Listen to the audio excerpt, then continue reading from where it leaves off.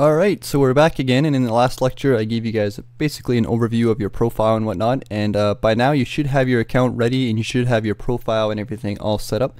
And in this lecture we're going to talk a little bit more about the URL here. So again, just going to click on this and show you guys what this is. You can see here that when people click on this, it takes them to this landing page.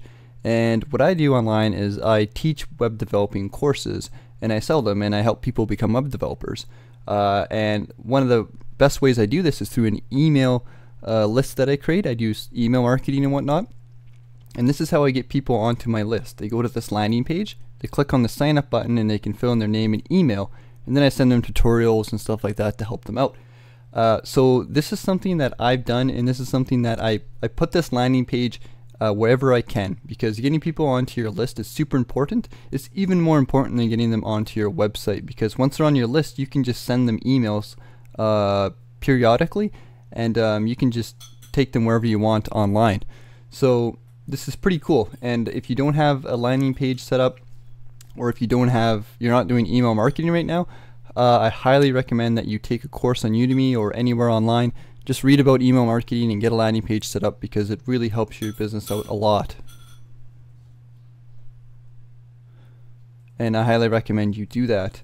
So if we go out back here, we can change the URL here again just by going into your settings, and this is it right here on your website.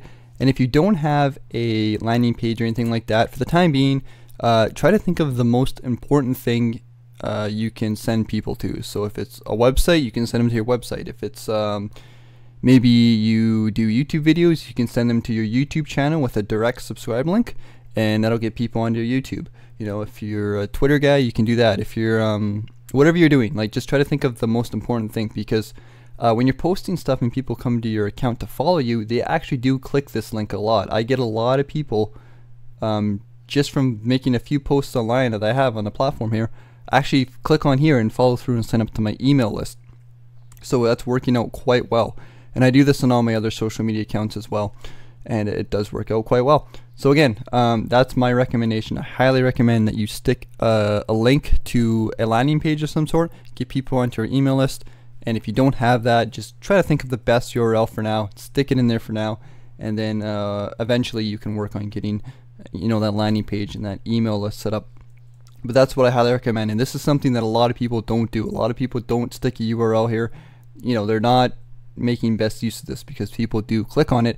The only other thing I'm going to recommend is try to keep your URL here relevant to what your account is about. You'll see here I post web developing tutorials online, because that's pretty much what I do.